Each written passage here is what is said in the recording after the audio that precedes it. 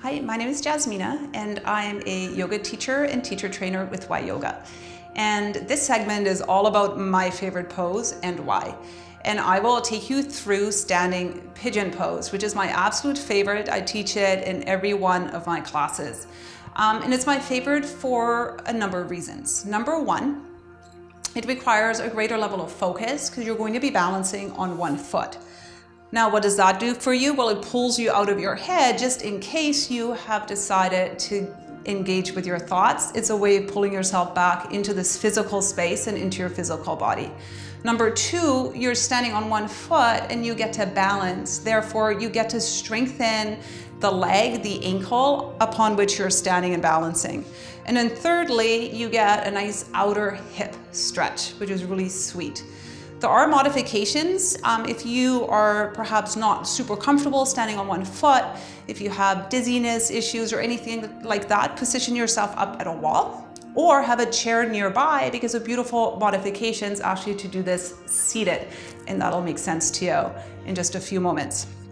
To get yourself set up, simply look at your feet, make sure again they're pointing straight forward, you have a softness in both of your knees. Shift weight, and what I'll do is I'll shift my weight into my left foot and actually put my left hand onto my left hip, and I can let my right heel lift up. There's an external rotation in my right leg as I turn my right leg to the right and as I cross my right ankle over my left. Now, option is just to be here, both of my hands, see I've already fallen out of it.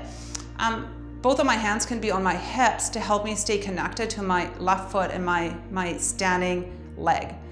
I have an option now to take my pelvis back towards the wall behind me any amount. What's lovely about this is that you're in charge. You get to decide how far back and down you can go.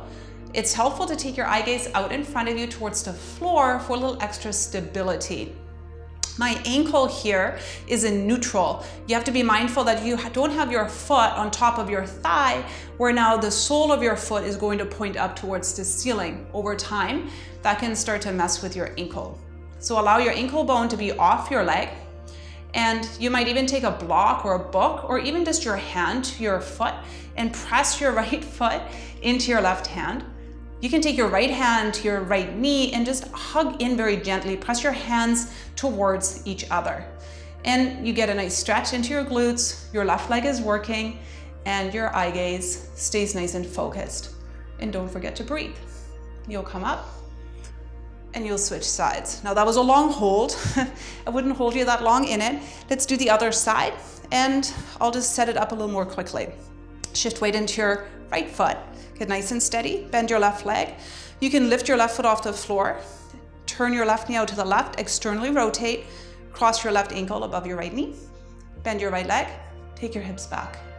Keep your left ankle long, take your left hand to your left knee, right hand to your left foot, look forward, and connect to your inhales and your exhales. Come up, release, and shake it out. My favorite pose. Thank you for watching. My name is Jasmina, and I'm a teacher and teacher trainer at YYOGA.